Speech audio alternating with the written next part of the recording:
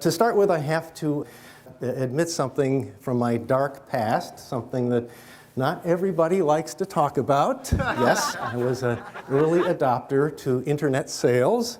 Sometimes in those early days, there were no real best practices. I would say they were worst practices. It was about playing egos off against each other. It was about, your competitor's going to get the top banner. Are you going to let him get that? About this time, the Internet Advertising Bureau was founded, and their job was to help and advocate internet advertising as a whole. And boy, we needed their help back then. After a few years of this struggle mode, suddenly things changed.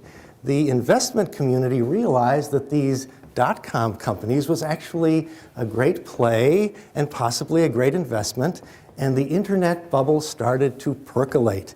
And as the internet bubble built, I found I could sell anything online. All we had to say was, it's online and it's part of your dot-com future, and people would buy it. At the height of the internet bubble, 17 of the advertisers on the Super Bowl were dot-com companies. These were heady times for the online world. And of course, there we have the poster child of the dot-com bubble, the Pets.com sock puppet.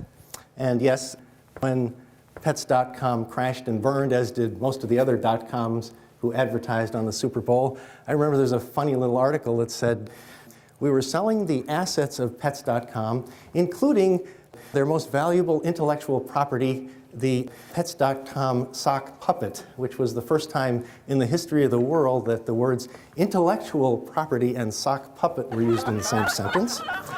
Anyway, the internet bubble swept up, and the internet bubble swept down. And when it came down, suddenly I couldn't sell anything. Nobody wanted to touch this stuff. There were people who said, internet advertising is dead. Banners are dead. Overnight, as the internet bubble crashed, web advertising went through a severe metamorphosis. Pre-dot-com bubble, this was how we sold the internet. It was sizzle, pure sizzle. Overnight, we had to transform it into this. Pure nuts and bolts, pragmatic problem solving, click-throughs, performance. In this same time frame, the Internet Advertising Bureau also went through the same soul searching, the same reevaluation. To this, 2 months later, they changed their name to the Interactive Advertising Bureau.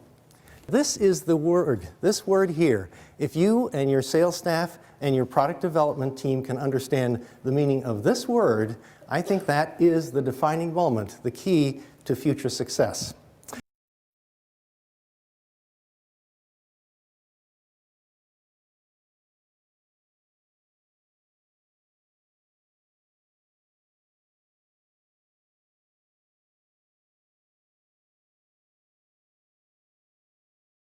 Thank you. Thanks very much. Advertising. And I believe that if you can understand what happened as the Internet Advertising Bureau changed to the Interactive Advertising Bureau, I believe it's a fundamentally different way of looking at internet advertising.